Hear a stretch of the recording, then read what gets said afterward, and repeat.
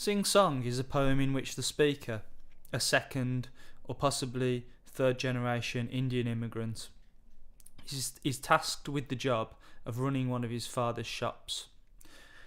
However, he's more interested in his wife, to whom he's recently got married, who is upstairs. So he kind of makes a mess of running the shop, and the shop eventually kind of is run into the ground and is referred to as the worst Indian shop on the entire Indian road.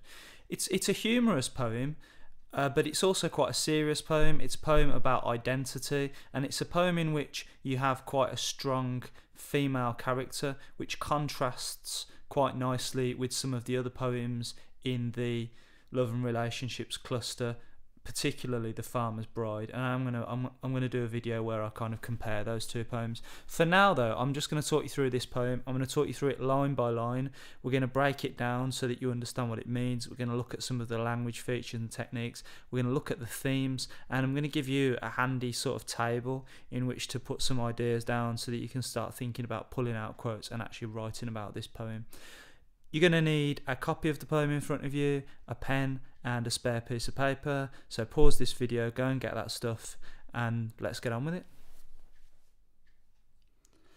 Okay, so the first thing that you're going to probably notice is that the title, Sing Song, in the title, the verb sing is obviously spelled differently from how we spell it in English.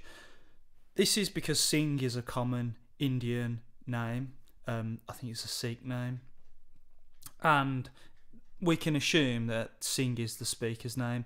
So right away in the title, we've got a play on words, or a pun.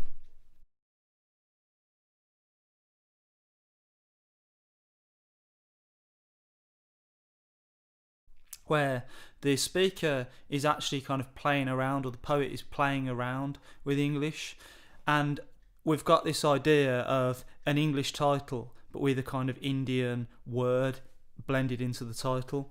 This keys in with one of the key themes in the poem, which is identity, and as we go through this poem I'm gonna explore that in detail, but for now just be aware of that.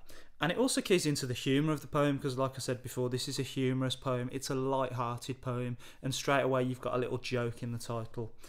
And on top of that, it also keys into the idea of a song, because the poem itself is in some ways like a song. If we look at the rhyme scheme, shops, clock, break, lock in the first stanza, quite a tight, steady rhyme scheme, a bit like song lyrics. And if we go further down as well, we've got this refrain that comes up in the poem.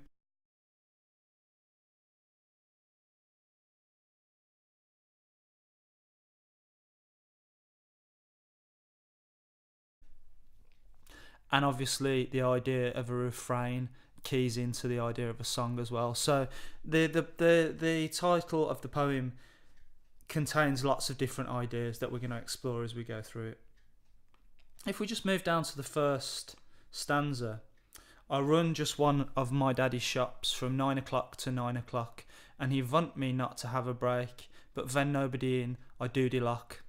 You notice straight away that it's spelt phonetically.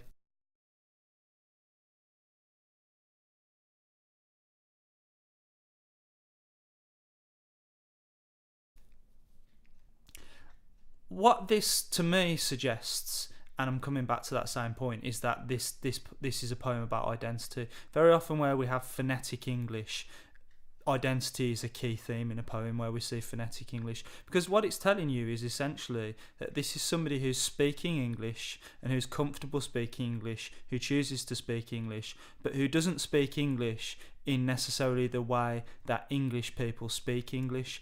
He speaks English in this case in the way that an Indian immigrant would speak English, or a second generation Indian immigrant would speak English. So you've got the English language but with a very Indian inflection.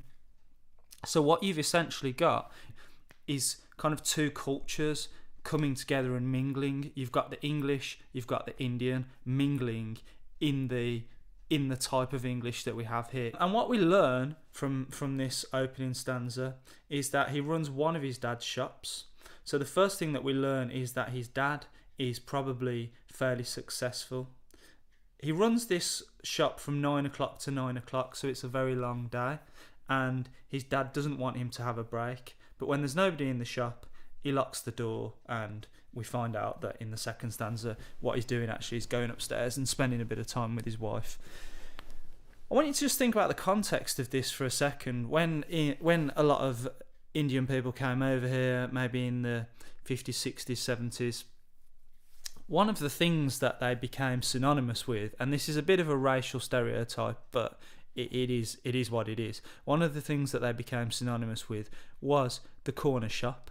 You know, back in the day, in large cities like Birmingham, London, Manchester, a lot of corner shops were owned by people of Indian descent. One of the reasons I think for this, if you think about it, is because when these people came over here, they had to carve out a niche for themselves. They had to find jobs to do that they could do probably with limited language skills. And one of the things that they found that they could probably do was buy and sell. You know, you can buy and sell with a limited amount of English.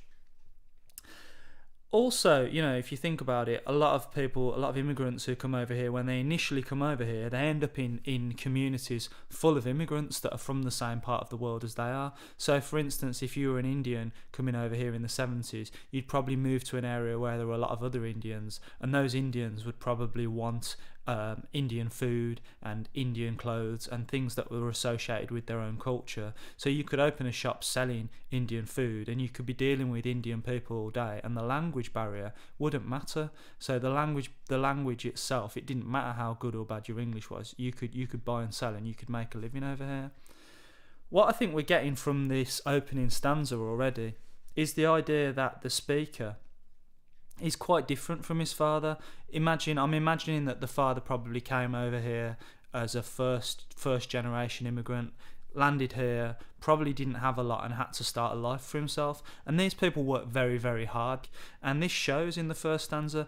The father has more than one shop. The speaker runs one of his daddy's shops, which suggests to me that the dad is very hard working and successful.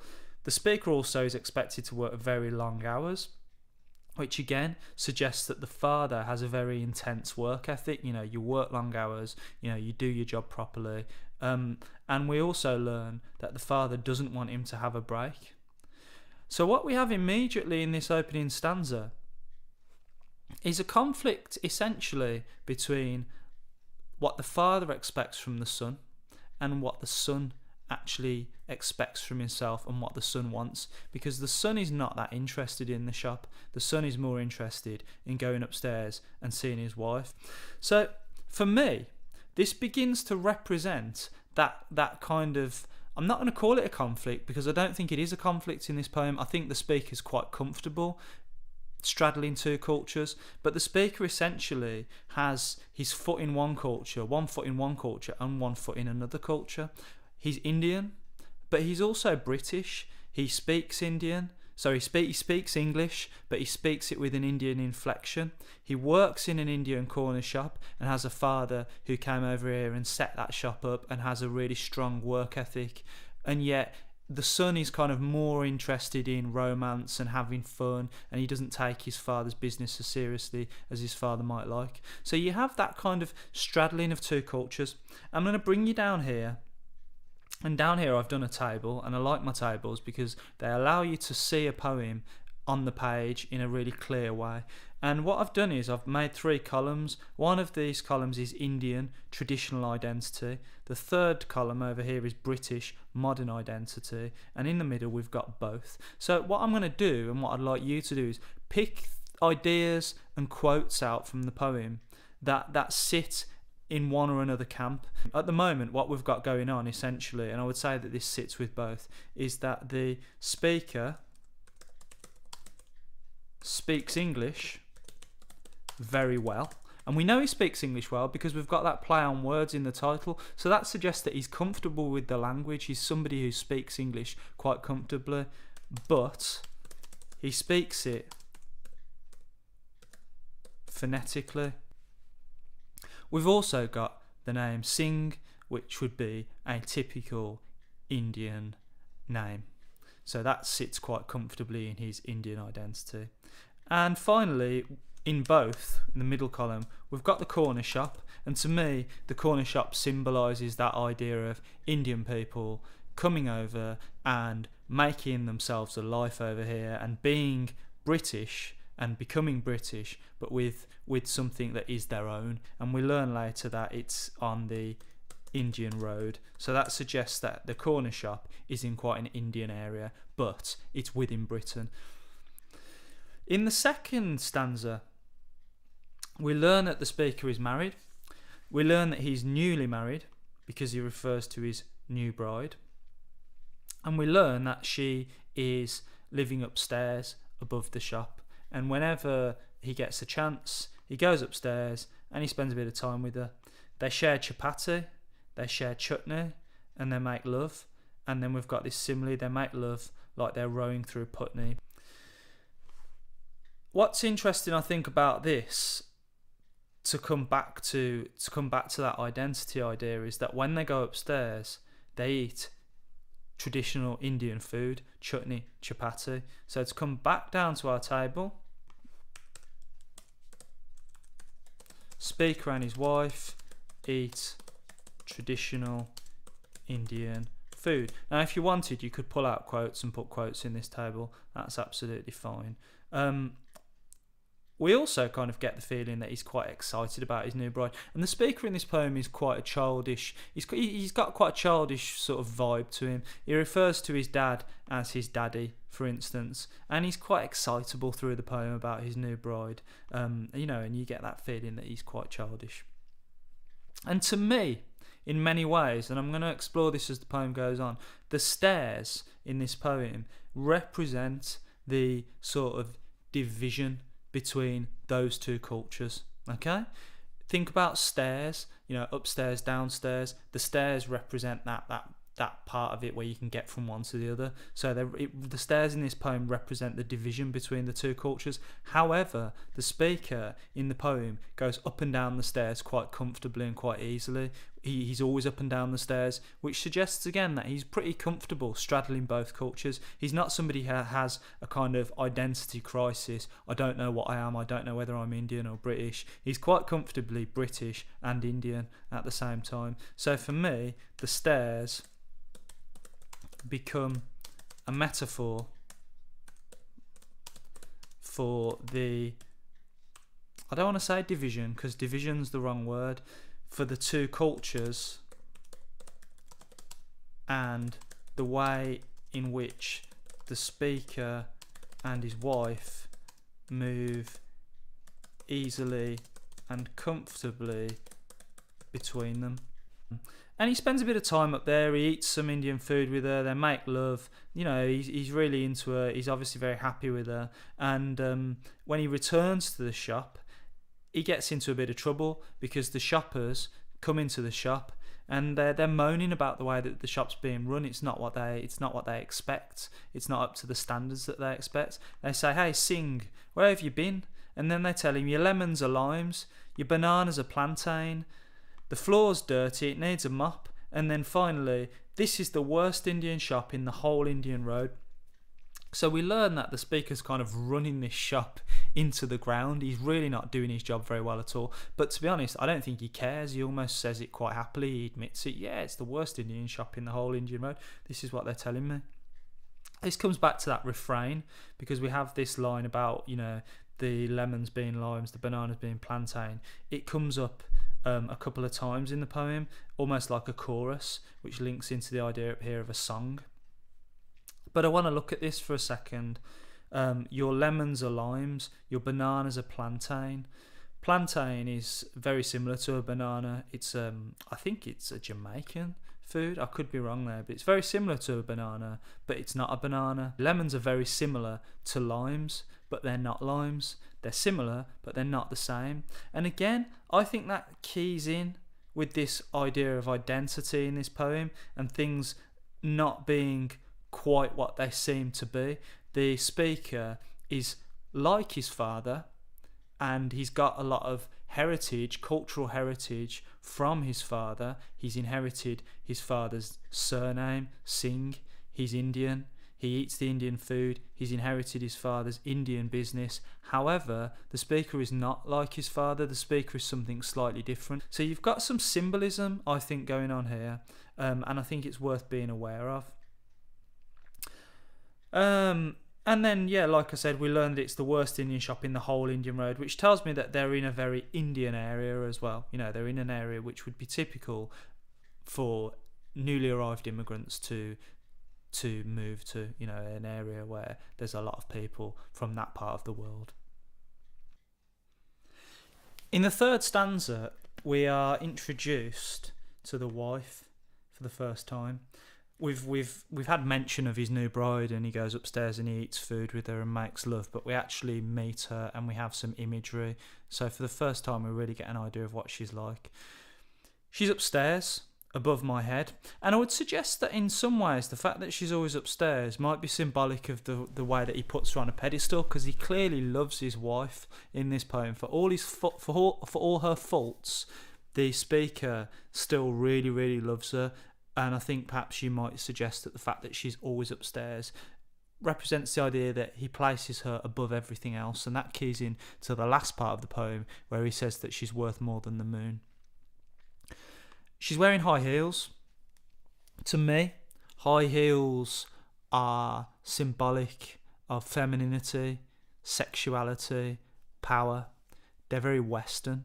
You know, the idea of a woman wearing high heels. She's no shrinking violet. This isn't a traditional Sikh woman, what you would expect to typically find in a traditional Sikh woman, perhaps from India, from back home. This is a very westernised woman who, just like the speaker, straddles the two cultures, or blends the two cultures, the culture that she lives in and the culture that she was born into, very, very comfortably. And so to go back down to our table, we've also got the wife. She's Indian, but she's very westernised. She wears high heels and she wears a tartan sari, which we're going to come to. And what we learn about the wife is that she runs a business, so she's independent as well. She's got her own thing going on. Think about her, comparing her to the woman in The Farmer's Bride, who is compared to a small, hunted, vulnerable animal. This is a totally different woman. This is a modern woman who has independence, runs a business. And the business she runs is interesting. She runs a Sikh lover site. So she runs a Sikh site, so part of the culture, a business that relates to the culture that she was born into. But it's a dating site, so again, something very modern. You've got that blending of the modern and the traditional in there. It's also on the web, on the internet. You think about the father's business. The father's business was in an Indian community on an Indian road where he sold Indian goods and dealt with Indian people and probably spoke the language. The wife runs a business for Indians or for Sikhs, but it's a global business. It's much more modern. It's much less parochial in terms of, you know, the market that it deals with. So the wife again is modern, and you've got that idea of the two cultures really kind of blending and intermingling, and her kind of easily straddling those two cultures, just like the speaker. The speaker uses another pun. He talks about her playing with the mouse, which is obviously referring to the mouse that we use to control a cursor with on a computer or a laptop. But then he takes it a bit further and turns it into a pun, because he says she's playing with the mouse and she's netting two cats. So we get this idea of the just through that imagery as well, playing with the mouse and ensnaring people. You've got the image of the wife being quite a powerful woman. And she books them for meat and cheese. She obviously organises some sort of date where they get to eat together. But interestingly, they don't eat Indian food like the chapati that was mentioned in the second stanza. They eat meat and cheese. They eat British food, what we would consider to be quite British food. Although obviously meat and cheese could be Indian, but it's not referred to specifically as Indian food. It's just meat and cheese. So you've got that idea of that straddling again of the two cultures. I know I keep saying that over and over again, but I think it's a really clear and key theme for me.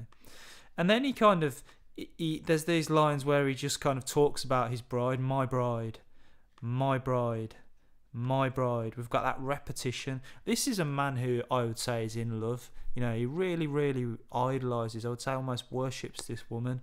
But quite humorously, she's not what we would expect of a typical kind of.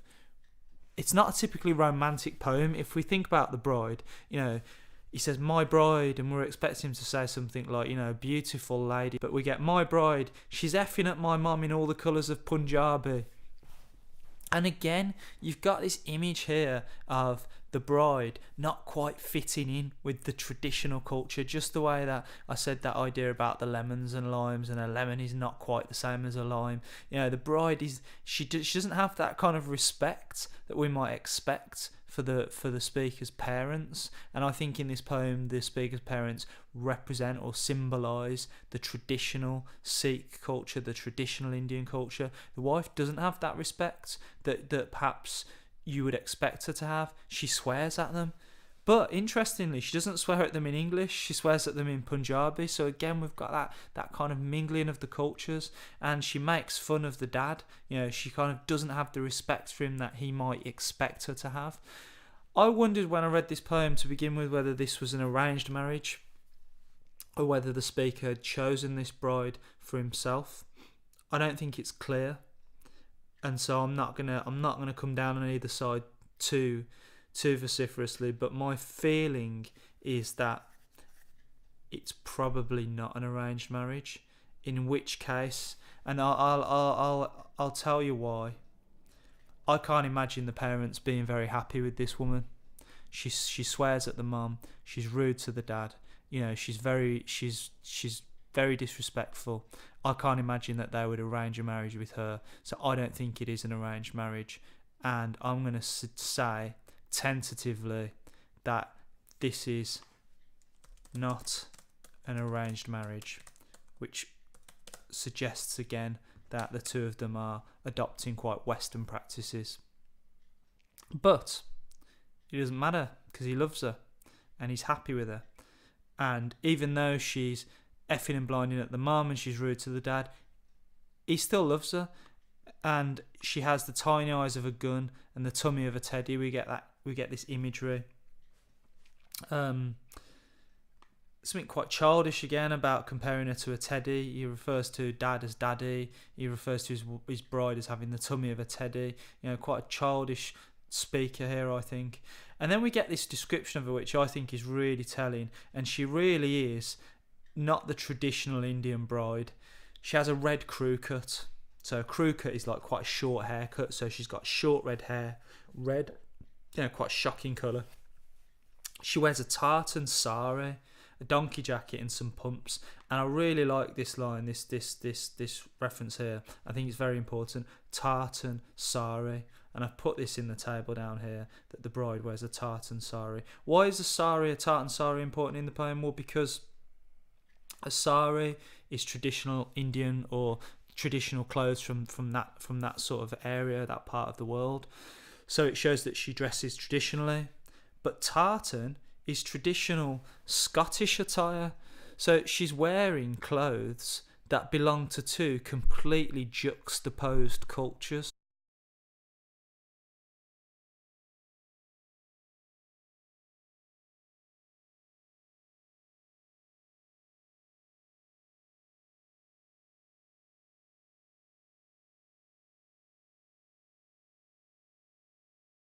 Which again suggests that she very comfortably embraces two different aspects of her culture, and they become one, and she's just who she is. She's British and she's Indian, and it doesn't matter because she belongs to them both, and she embraces them both. And I think that's a really, really kind of an important reference, an important imagery. It's imagery, isn't it? But it's important. It symbolises a lot to me.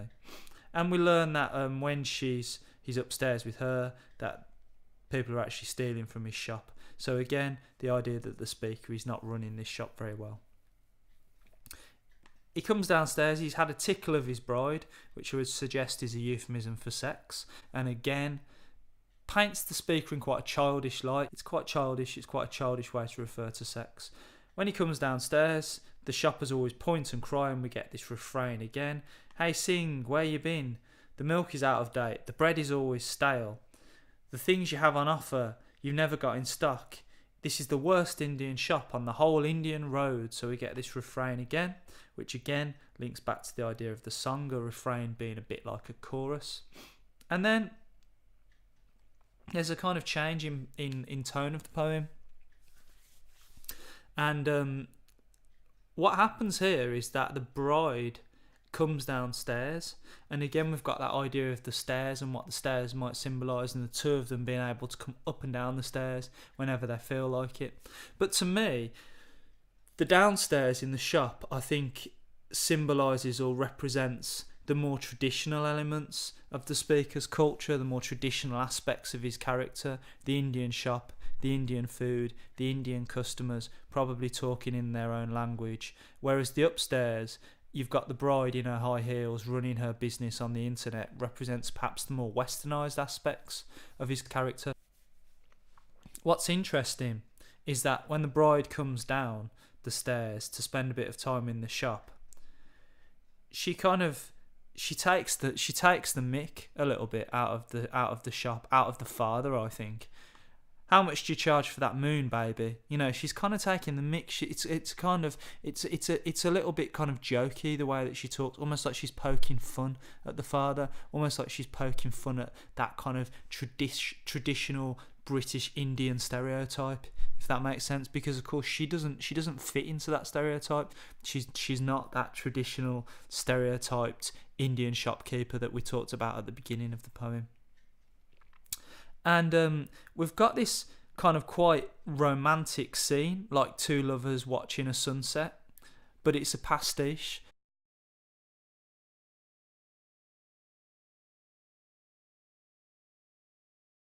Because there's so many things about it that aren't romantic. It's set in a shop on the Indian road, and instead of sitting on maybe the I don't know, the branch of a tree watching the river flow or watching the sunset, or sitting on a cliff watching the ocean, they're sitting on stools behind a counter, and they're staring out of the window of the shop at the moon. And she says, how much do you charge for that moon, baby? And he says, it's half the cost of you, baby. So what he's saying here is, you're worth more to me than the moon. It's very romantic, you know. He really loves this woman. He puts her on a pedestal. She's the most important thing to him. And I would just pick up on that word baby. This is a word, baby, that belongs very comfortably and very much squarely in the Western vernacular. And the speaker and the bride use it.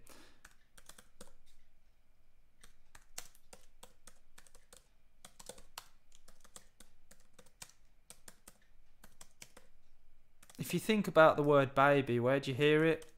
You hear it in films, American films, you know, come here baby, I'm going to take you out. Or you hear it in songs, I love you baby, you know, baby I want to hold your hand, whatever. You hear it in pop songs, pop culture, film culture. It's a word that men and women refer to each other using when they're in love. They refer to each other as baby. And it belongs comfortably, I think, in Western culture, and that's how they talk to each other. It's half the cost of you, baby. And then from the stall she says, and how much does that come to, baby? And he says, it's priceless, baby. He believes his bride to be priceless. And I think what you've got to think about here is that the speaker has met somebody who's very different from what he would be traditionally expected to do, or the person that he'd be traditionally expected to settle down with. And she's pulling him in another direction, and she's essentially pulling him away from the more traditional aspects of his culture or the traditional aspects of his character into a more kind of Western, modern idea of what a British Indian person actually is. So it's a poem that's very much about identity, and it's a poem that has a very strong female character in it. It's a poem in which there is a relationship that's very much equal, or in many ways might even be weighted more in favour of the woman. And so I think that's also worth thinking about. This is a poem that compares quite nicely to The Farmer's Bride. You know, we've got women in a lot of these poems. We've got Porphyria, we've got the woman in The Farmer's Bride, we've got the female in the Byron poem, When We Two Parted, we've got the female in this poem. They're all very different, and they all kind of compare and contrast nicely, so I'm going to have a look at that as well. So I hope that's been helpful. I hope the table's been helpful to you. It wouldn't be a bad idea for you to take this table. I'm just going to put it down there. Take this table and look at some of these ideas and pick out some quotes and put some quotes in there. And you can pick out more things as well. These aren't the only things. I've not exhausted this poem. I've just given you some ideas to get started with. So I would read through this poem again now and start adding to this. And yeah, I hope it's been useful. If you like this video, then feel free to subscribe, and I'll be uploading plenty more. There's loads of videos, loads of poetry videos, loads of language videos as well if you're doing AQA English language, that are going to be coming up on this channel if they're not already there. So like, subscribe, etc., etc. And good luck with it.